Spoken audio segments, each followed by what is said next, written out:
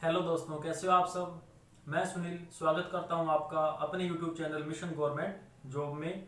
आज हमारे पास previous year SSC CHSL के मैथ्स के सॉल्यूशन का फोर्थ पार्ट है।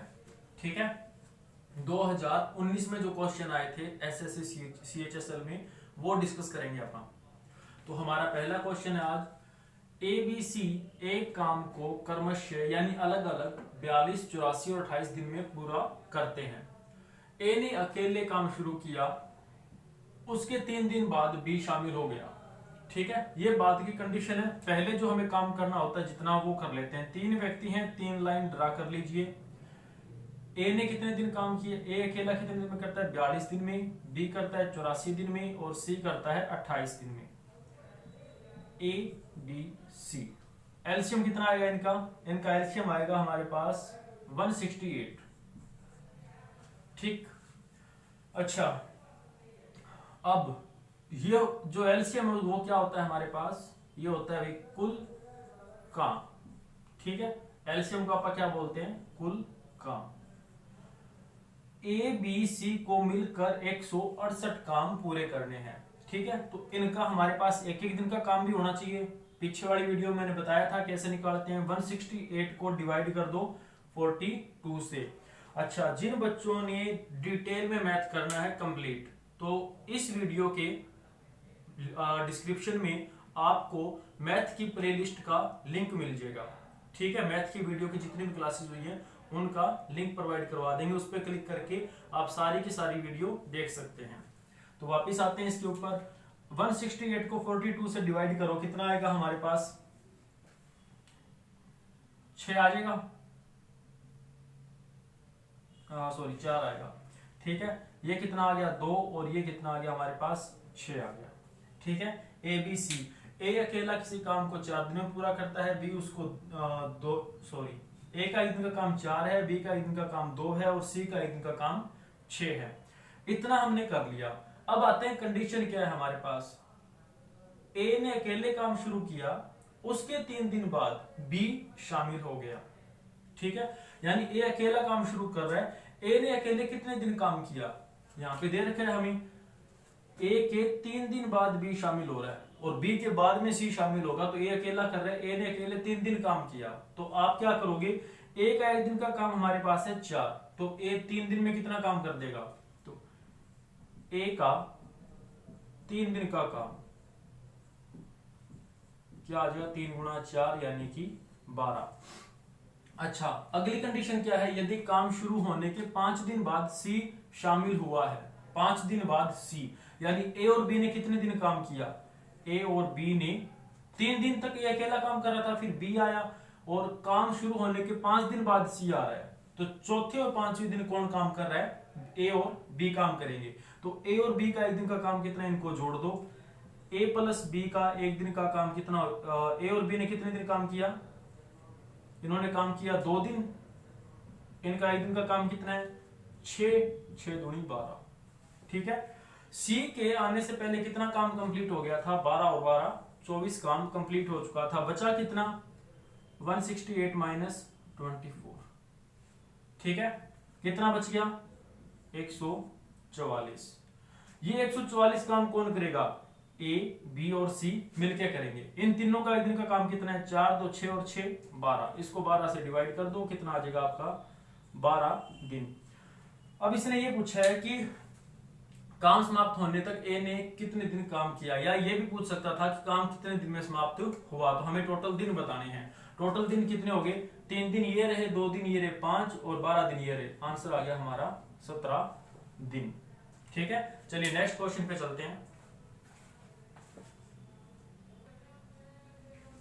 हाँ जी, तो अगला क्वेश्चन जो हमारे पास है वो एरिया से है, वॉल्यूम से। एक बेलनाकार पोल का वक्र पृष्ठ का मतलब कर्व्ड सरफेस एरिया, और उसका आयतन यानी वॉल्यूम कितना दे रखा है हमें? 132 और 528 रिस्पेक्टिवली। इसकी ऊंचाई बतानी है। तो जो सिलेंडर या बेलन होता है, शेप आपको याद ही है कैसी होती है इसकी? कुछ इस प्रकार की शेप होती है। ठीक है, अब इसका वक्र पृष्ठ क्षेत्रफल यानी कि ऊपर वाला सर्कल छोड़ दो और नीचे वाला, ये जो बीच वाला एरिया है ना, इसकी बात कर रहा है। कितना दे दिया? 132। यानी कि इसका वक्र पृष्ठ क्षेत्रफल हमारे पास 132 है। अच्छा, वक्र पृष्ठ का क्षेत्रफल का फॉर्मूला क्या होता है सिलेंडर का? वक्र पृष्ठ क्षेत्रफल यह होगा 2 पाई आर एच, जो इसने दे दिया। वक्र पृष्ठ क्षेत्रफल फॉर्मूले के हिसाब से ये स्टेटमेंट में हमें ये दे रखा है। अच्छा, इसका आयतन यानी वॉल्यूम क्या होता है? पाई आर स्क्वायर एच। ठीक है, ये कितना दे रखा है हमें? 528 मीटर क्यूब। हमें इसकी हाइट बतानी है कि ये वाली हाइट कितनी है, ये आपका आर होता है। ओके, तो वैसे तो कुछ कर नहीं सकते आप, लेकिन एक सिंपल सी बात है, डिवाइड कर लो वॉल्यूम को वक्र पृष्ठ या कर्व सरफेस एरिया से डिवाइड कर दो। तो हमारे पास क्या आया? Pi R square H divide by क्या आ गया? 2 pi R H equal to 528 divide by 132। तो पाई से पाई, एक आर से एक आर, हाइट से हाइट कैंसिल, ये 2 इस साइड आके मल्टीप्लाई हो जाएगा। ठीक है, 132 चौके 528, 4 दूनी 8, यानी आर की वैल्यू हमारे पास क्या आ गई? 8 आ गई। इसने आर तो पूछा ही नहीं, हाइट पूछी है, तो हाइट के लिए आपकी मर्जी, आप आर की वैल्यू यहां पुट करो या यहां करो, एक ही बात है। लेकिन कैलकुलेशन जितनी छोटी रखेंगे उतना ही टाइम हमारा सेव होगा। तो यहाँ पे आप आर की वैल्यू पुट कर दीजिए इसके अंदर, इक्वल टू 132 रख के आपका आंसर आ जाएगा। तो जल्दी से कमेंट करके बता दो कि हाइट कितनी है, क्योंकि अब तो कैलकुलेशन बची है, मेन चीज तो हो चुकी है।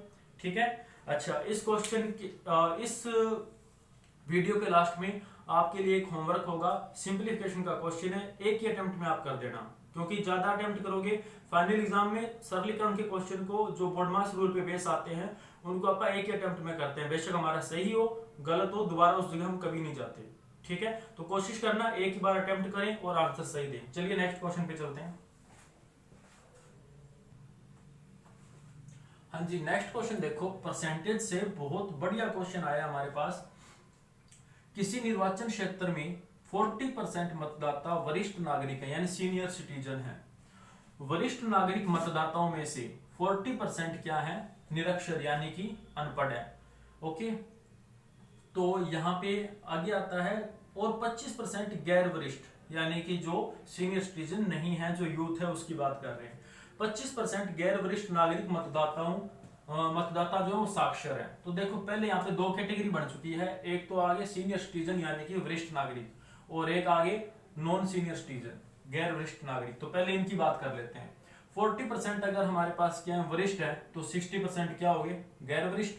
तो यहाँ पे आ जाओ, बड़े अच्छे तरीके से बता देंगे आपको। ये हो गए वरिष्ठ मतदाता और यहाँ पे हो गए गैर वरिष्ठ मतदाता। ठीक है, अच्छा, अब यहाँ पे 2 कैटेगरी और बन गई, एक साक्षर की और एक निरक्षर, यानी एक एजुकेटेड और एक नॉन एजुकेटेड। तो इसने क्या कहा? वरिष्ठ नागरिक मतदाताओं में से 40% अनपढ़ हैं, यानी नॉन एजुकेटेड हैं। तो यहाँ पे आप कर लेते हैं निरक्षर, ठीक, और इस साइड कर लेते हैं साक्षर। अच्छा, 40% निरक्षर है, तो 60% क्या हो गए? साक्षर हो गए। और यहाँ पे कितने टोटल? 40% है। गैर वरिष्ठ कितने टोटल? 60%। ठीक, इनमें से कितने पढ़े लिखे और कितने अनपढ़ वो इसने बता रखा है। 25% गैर वरिष्ठ नागरिक मतदाता साक्षर है। तो साक्षर कितने हैं? साक्षर इस साइड कर लीजिए, साक्षर ये हो गए हमारे पास कितने? 25%। तो 75% कौन से हो गए? अनपढ़, जो निरक्षर है। ओके, अच्छा, अब इसने क्या कहा? निरक्षर गैर वरिष्ठ मतदाताओं की तुलना। अच्छा, निरक्षर पहले कौन से हैं? गैर वरिष्ठ। गैर वरिष्ठ कौन से हैं? निरक्षर, यानी कि 75% का 60%, इसकी बात कर रहे हैं। निरक्षर गैर वरिष्ठ मतदाताओं की तुलना में साक्षर वरिष्ठ नागरिक मतदाता, वरिष्ठ भी होने चाहिए और वो साक्षर भी होने चाहिए, यानी 40% का 60% की संख्या कितने परसेंट कम है। कितना अच्छा सवाल है, इसको समझो आराम से। एक बार में पढ़ के तो आंसर भी नहीं दे पाएंगे आप, ये भी नहीं पता चलेगा कहां पे कौन सा परसेंटेज रखना है। तो इसको ऐसे समझ लीजिए, बड़ा आसान सवाल है। ठीक है, जब भी कितने परसेंट कम या अधिक पूछे तो एक प्रकार से आप कंपेरिजन कर रहे हैं, और जब कंपेरिजन कर रहे होते हैं तो किसी भी संख्या का परसेंट निकालना हो कंपेरिजन करके, ऊपर वाले पार्ट में हमेशा क्या आता है, डिफरेंस आता है, नीचे हमेशा क्या आता है, जिस संख्या के साथ कंपैरिजन होता है वो आती है, और इनटू में 100 आता है। तो कंपैरिजन किसके साथ हो रहा है, निरक्षर गैर वरिष्ठ मतदाताओं की तुलना, यानी जो निरक्षर गैर वरिष्ठ है, निरक्षर गैर वरिष्ठ ये वाले 75%, तो नीचे तो ये ले आओ 60% और यहाँ पे 75%। ठीक है, निरक्षर गैर वरिष्ठ नागरिकों की तुलना, निरक्षर गैर वरिष्ठ नागरिकों के साथ तुलना करनी थी हमें। ठीक है, अच्छा इनके साथ तुलना हो रही है तो ऊपर अंतर ही आएगा, ऊपर अंतर आएगा तो एक बार इसको फिर से लिख दो 60% 75%, ऊपर अंतर आना था, इसमें से माइनस क्या करोगे, माइनस हम करेंगे, किसकी बात कर रहे हैं, साक्षर वरिष्ठ, यानी कि साक्षर भी होने चाहिए और वरिष्ठ भी होने चाहिए, तो 60% और 40%। ठीक है, अच्छा इनटू में 100, क्योंकि आंसर किस में देना है, परसेंटेज में। अब देखो यहां 60 है, ऊपर से 60 कॉमन आके कैंसिल हो गया। आप वैसे भी कर सकते थे कि इसका अलग से निकाल लो, 40% का 60% निकालेंगे 24 निकलेगा, फिर इसका 60% का 75% निकालेंगे कुछ और निकलेगा, फिर माइनस करके वैसा भी कर सकते थे। लेकिन अलग अलग कैलकुलेशन करने की बजाय एक बार में कैलकुलेशन करो, बड़ा आसान हो जाएगा। कैलकुलेशन थी नहीं, 60 से 60 कट गया, ऊपर परसेंटेज है और नीचे भी परसेंट है, कॉमन आएगा तो यहां से परसेंट भी कैंसिल हो गया। ओके, बस ये सवाल बच गया हमारे पास। क्या बचा, 75 में से 40 घटाओ, कितने आ गए 35, नीचे क्या आएगा 75, इनटू में क्या आएगा 100 आएगा। इसको आप सोल्व कर लीजिए, सोल्व करेंगे तो 25 या 75, 25 चौके 100, 35 दूनी 70, 140, 140 को 3 से भाग दे दीजिए, 40% near about 40 point something percent आपका आंसर आ जाएगा। तो स्टेटमेंट देखो इस क्वेश्चन की कितनी अच्छी दी थी। ठीक है, तो सवाल जरूरी नहीं है कि मतलब ट्रिग्नोमेट्री उठाएं तो ही टफ मिलेंगे, सिंपल क्वेश्चन भी वो जितना मर्जी चाहे टफ कर सकते हैं। चलिए नेक्स्ट क्वेश्चन पे चलते हैं। हाँ जी, नेक्स्ट क्वेश्चन है हमारे पास, वस्तु प्रॉफिट एंड लॉस से एक वस्तु को 291 रुपए में बेचने पर 3% की हानि होती है। अगर उस वस्तु को 8% लाभ पर बेचा जाए तो उसका विक्रय मूल्य या सेलिंग प्राइस कितना होगा। तो ये आसान क्वेश्चन है, हानि दे रखी है और हमें सेलिंग प्राइस दे रखा है। तो सबसे पहले कॉस्ट प्राइस कैसे निकालेंगे, फॉर्मूला आपको बताया हुआ है, 100 इंटू में सेलिंग प्राइस डिवाइड बाई, अगर लॉस है तो क्या करेंगे 100 माइनस लॉस।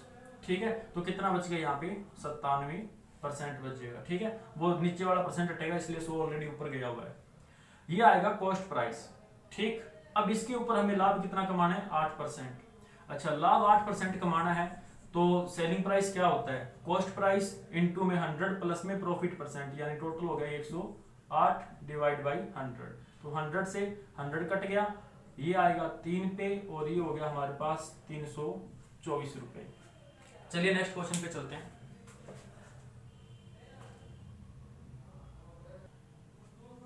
हाँ जी, नेक्स्ट क्वेश्चन हमें क्या दिया गया, यदि a प्लस बी प्लस सी बराबर 4 है और ये वाली टर्म इक्वल टू 1 है तो इसकी वैल्यू बतानी है।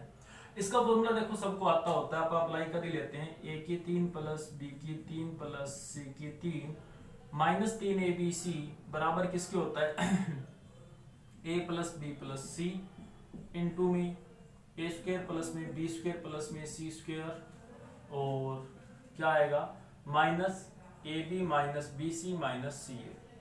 ठीक है, हमें जो वैल्यू दी गई वो किसकी दे रखी है, इसकी दे रखी है, और यहां से अगर माइनस कॉमन निकालें तो चलो इसकी भी बन गई, इसकी वैल्यू तो नहीं है ना हमारे पास। तो इसके लिए सबसे पहले एक फॉर्मूला और लगाओ आप, क्या आएगा हमारे पास a plus B plus C का होल स्क्वायर बराबर क्या होता है A square plus B square plus C square plus 2 into A B plus में बी सी प्लस में सी ए, यही होता है। हाँ जी, इसकी वैल्यू दे रखी है कितनी है 4 का स्क्वायर बराबर, ये वैल्यू हमें यहाँ चाहिए थी तो इसको सेम टू सेम लिख लेना, A square plus B square plus C square plus में 2 इंटू में इसकी वैल्यू क्या है 1, तो यहाँ पे 2 आ गया। इसकी वैल्यू चाहिए थी 2 इस साइड आके माइनस होगा तो यहाँ पे क्या आ जाएगा 14। ठीक, ये वैल्यू उठा के आप यहाँ पुट कर दो, सॉरी यहाँ पे पुट कर देना, यहाँ कितना आ गया 14। अगर यहां से माइनस कॉमन निकालें तो अंदर ये चीज बन जाएगी हमारे पास, ये माइनस कॉमन ले लेंगे तो अंदर तो प्लस ही बनेगा ना, तो यहाँ पे 1 इसने दे रखा है तो ये बन गया माइनस का 1। ठीक है, a प्लस बी प्लस सी कितना होता है भी, यहाँ पे गिवन है 4 होता है, इक्वल टू ये वैल्यू हमें निकालनी थी, यहाँ पे रख लेना, कितना आ जाएगा 13 इंटू 4, आंसर आ जाएगा हमारा 52। ओके, चलिए नेक्स्ट क्वेश्चन पे। हाँ जी, तो ये हमारे पास दो क्वेश्चन हैं, ये दोनों आपके होमवर्क में हैं, बहुत ही आसान क्वेश्चन आपको पता है। पहला क्वेश्चन है, अगर संख्या 817815x45y2 ये 9 अंकों की एक संख्या है टोटल, ठीक है। अगर ये संख्या 72 से विभाज्य है तो y के अधिकतम, यहां पे ध्यान देना, y के अधिकतम मान के लिए इसकी वैल्यू क्या होगी, और ये इसके ऑप्शन है। ओके, अच्छा नेक्स्ट क्वेश्चन, ये तो बहुत ही आसान, बोर्ड मास रूल अप्लाई करना, आपका आंसर आ जाएगा, और ये 4 इसके ऑप्शन है, ठीक है। कमेंट जरूर करना, ना समझ आए तो अगली वीडियो में मैं आपको करवा दूंगा। ओके, आंसर आ जाए तो आप कमेंट कर देना, ना समझ आए तो नेक्स्ट वीडियो के लिए बता देना, मिल जाएंगे आपको। ओके, चलिए नेक्स्ट क्वेश्चन पे चलते हैं आपका। हाँ जी, तो नेक्स्ट क्वेश्चन पे आइए। हमें दिया गया कि ये बराबर ये है, ठीक है, और थीटा की जो वैल्यू है 0 से 90 के बीच में है, तो हमें बताना है इसका आंसर क्या होगा। Tan theta plus cos theta plus sine theta equal to क्या आएगा। तो सिंपल सी बात है, आपको बता रखा है कि थीटा की वैल्यू क्या है 0 से 90 के बीच में, यानी कि क्या क्या हो सकती है, 30 डिग्री हो सकती है, 60 हो सकती है, 45 हो सकती है, ठीक है। 45 के चांस तो कम बनेंगे, क्यों बनेंगे वो देख लो। यहाँ पे क्या आया हमारे पास, 3 को इस साइड ले आइए और कोस को यहाँ ले आओ, तो साइन के नीचे जब कोस आएगा तो डिवाइड में जाएगा ना, sine theta divide by cos square theta equal to क्या बचा 2/3, ठीक है। अब आप यहाँ पे इस चक्कर में मत पड़ना कि मैं यहाँ स्क्वायर हटाऊं, इस साइड रूट लगाऊं, पूरे पे रूट आएगा, इसके ऊपर रूट आएगा, क्या करें, जैसा है उसी पे ध्यान दीजिए। आपको क्या करना है, थीटा की एक वैल्यू रखनी है, यहाँ पे थीटा की वैल्यू इन तीनों में से कोई रख सकते हो, यहाँ 30 तो यहाँ भी 30, 60 तो 60, 45 तो 45। मान लो अपन यहाँ थीटा की वैल्यू 45 रखी, यहाँ भी 45 ही आएगा फिर, ठीक है। इसको हल करें ना तो वो इक्वल टू 2/3 बढ़ना चाहिए, नहीं बढ़ा तो मतलब 45 यहाँ पे नहीं आएगा। तो 30 से स्टार्ट कर लेते हैं आप। साइन 30 की वैल्यू क्या होती है, टेबल आपको याद होनी चाहिए थी, मैंने आपको एक दिन पहले ही बताया था कि टेबल जरूर याद करना, एक क्वेश्चन ऐसा जरूर मिलेगा, 1 नंबर पक्का है आपका। साइन 30 की वैल्यू क्या होती है 1/2, ठीक है। अच्छा, डिवाइड बाई कोस 30 की वैल्यू क्या होगी, जो साइन 60 की वैल्यू है वो कोस 30 की वैल्यू होती है, तो कोस 30 की वैल्यू क्या होगी √3/2। यहां स्क्वायर है तो स्क्वायर कर दीजिए, कर दिया। अब स्क्वायर करेंगे तो इसका तो रूट खत्म हो जाना चाहिए, और यहाँ 2 का स्क्वायर क्या होता है 4, तो यहाँ पे आ जाएगा 4, ये 4 पलट के जाएगा सबसे ऊपर, यानी ये चीज हमारे पास क्या बन रही है, सॉरी यहाँ कर लीजिए, ऊपर गया 4 कटेगा, क्या बच गया 2/3 ही बच गया। लेफ्ट हैंड साइड में ये टर्म थी, हमने थीटा की वैल्यू 30 रखी, हमारे पास राइट हैंड साइड आ गई, मतलब थीटा क्या आ गया 30 डिग्री आ गया। थीटा की वैल्यू 30 डिग्री है तो इसका आंसर आप बता सकते हो tan 30 प्लस में cos 30 प्लस में sin 30, ठीक है। अब हमारे पास क्या है, tan 30 की वैल्यू चाहिए हमें, तो tan 30 की वैल्यू क्या होगी, cos 30 और sin 30 की तो अभी हमने रखी थी, एक वैल्यू चाहिए हमें, कौन सी tan 30। tan 30 कितना होता है हमारे पास, tan 30 होगा भाई 1/√3 प्लस में क्या आ जाएगा, cos 30 की वैल्यू अभी रखी थी √3/2 प्लस में sin 30 की वैल्यू 1/2, इसका आप एलसीएम ले लीजिए 2√3, तो यहाँ पे क्या आ जाएगा √3 से √3 गया, क्या बचेगा हमारे पास 2 बचेगा, ठीक है। फिर यहाँ 2 से 2 कैंसिल, √3 के √3 से प्लस का 3 बच गया, फिर 2 कैंसिल, √3 बच गया। अब डिपेंड करता है हमें ऑप्शन क्या दे रखा है, उसी हिसाब से आप आंसर लगा देंगे, ठीक है। फिलहाल आपका आंसर ये आ रहा है। ओके, चलिए नेक्स्ट क्वेश्चन करते हैं ट्रिग्नोमेट्री का, उसमें भी सिर्फ आपको सोल्व ही करना है। देखो, मतलब गवर्नमेंट सर्विस का एग्जाम हो और इतने आसान ट्रिग्नोमेट्री के क्वेश्चन आए हो तो छोड़ना तो सरासर बेवकूफी होता है, ठीक। आपको बेसिक टर्म आनी चाहिए, टेन को बदलें साइन थीटा में कोस थीटा में तो क्या आएगा, सेकंड को बदलें तो क्या बनेगा, सेकंड का कन्वर्ट करें तो क्या बनेगा। इस क्वेश्चन में हमें के की वैल्यू बतानी है, ये मल्टीप्लाई है यहाँ पे, ठीक है, इनटू कर लो, इनटू के, सेकंड थीटा इनटू के। हमें बताना है अगर ये चीज है तो के की वैल्यू क्या होगी, के इक्वल टू क्या आना चाहिए, ठीक है। तो ज्यादा मुश्किल नहीं है, कन्वर्ट कर लीजिए। यहाँ पे ऊपर तो 1 ही रहेगा, नीचे कन्वर्ट करेंगे, सेकंड का क्या होता है भाई 1 बाई कोस थीटा, माइनस 10 का क्या होता है sine theta by cos theta, minus 1 by cos theta given है, ठीक है, इक्वल टू सेकंड थीटा। इसको एक बार ये रख लीजिए, बाद में उठा लेंगे इसको, ठीक। नीचे एलसीएम क्या है कोस थीटा, तो एलसीएम वाला कोस थीटा ऊपर पहुंच जाएगा कोस थीटा, नीचे क्या बच गया 1 माइनस साइन थीटा। अच्छा, माइनस में क्या आया 1 बाई कोस थीटा, ठीक, equal to second theta into में के आ गया। यहां फिर से एक बार एलसीएम ले लीजिए, इसका एलसीएम ये पूरा ही बनेगा, हाँ जी बिल्कुल बनेगा, sorry 1 minus sine theta into में कोस थीटा। अब कोस की कोस से मल्टीप्लाई करेंगे कोस स्क्वायर थीटा, माइनस यहां पे क्या आ जाएगा हमारे पास 1 माइनस साइन थीटा। जब यहां से ये ब्रैकेट हटाएंगे तो 1 माइनस का हो जाएगा साइन थीटा, प्लस का हो जाएगा, तो हटा दीजिए, ये ब्रैकेट हटा दी, ये प्लस हो गया, ठीक है, इक्वल टू क्या है सेकंड थीटा इनटू के, ओके, ये प्लस है भाई यहां पे, ठीक है। अच्छा, ये सेकंड थीटा यहां मल्टीप्लाई था, दूसरी तरफ आके डिवाइड, यानी कि यहां मल्टीप्लाई में आ जाएगा नीचे सेकंड थीटा। अब देखो एक बात तो आप जानते ही हैं कि कोस थीटा जो होता है वो साइन का सॉरी सेकंड का उल्टा होता है, तो कोस से सेकंड कैंसिल हो जाएगा, यहाँ पे ये कैंसिल कर देना। अब यहाँ पे क्या बच गया हमारे पास, कोस स्क्वायर थीटा की जगह पर क्या रख सकते हैं, ये सोच लो, ये के है भाई यहाँ पे, ठीक है, इक्वल टू के ही बचा है।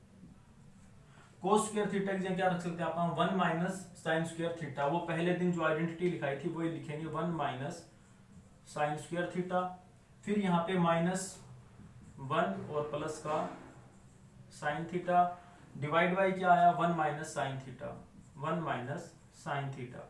बहुत आसान सवाल है, इसलिए मैंने कहा था ऐसे क्वेश्चन नहीं छोड़ने चाहिए, ठीक है। इन दोनों में से साइन थीटा कॉमन आ गया, बिल्कुल आ गया, साइन थीटा कॉमन आया। ये पहले प्लस का है तो इसको पहले लिख लेते हैं, 1 बच गया, यहाँ पे माइनस का क्या बचेगा साइन थीटा बचेगा, डिवाइड बाई क्या आ जाएगा 1 माइनस साइन थीटा, तो ये सारा इससे कैंसिल, आंसर हमारा क्या आएगा सिर्फ साइन थीटा, ठीक है। तो ये थी दोस्तों आज की वीडियो। अगर आपको ये वीडियो अच्छी लगी तो like share and comment, subscribe जरूर कीजिएगा चैनल को। Thank you.